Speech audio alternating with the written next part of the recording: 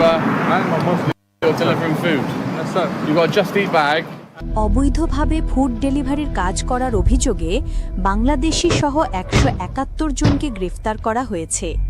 Home অফিসের immigration enforcement team 7 দিনব্যাপী বিশেষ অভিযান চালিয়ে এদের আটক করে। গ্রেফতারকৃতদের মধ্যে বাংলাদেশ ছাড়াও ভারত ও চীনের নাগরিকরা রয়েছেন। আটককৃতদের মধ্যে অন্তত 60 জনকে নিজ দেশে ফেরত বা ডিপোর্ট করা হচ্ছে।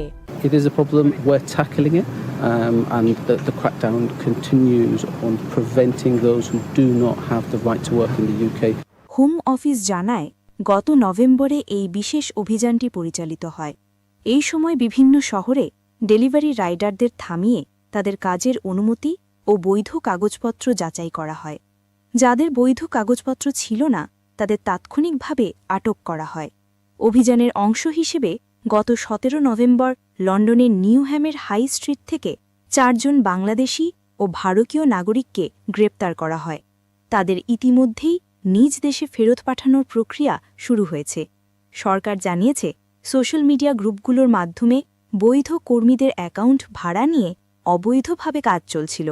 এই সমস্যা সমাধানে ডেলিভারু, জাস্ট ইট এবং উবার ইটসের মতো কোম্পানিগুলো এখন ফেশিয়াল চেকিং বাড়িয়েছে, যাতে একজনের অ্যাকাউন্ট ব্যবহার করে অন্যজনের কাজ করার সুযোগ না থাকে।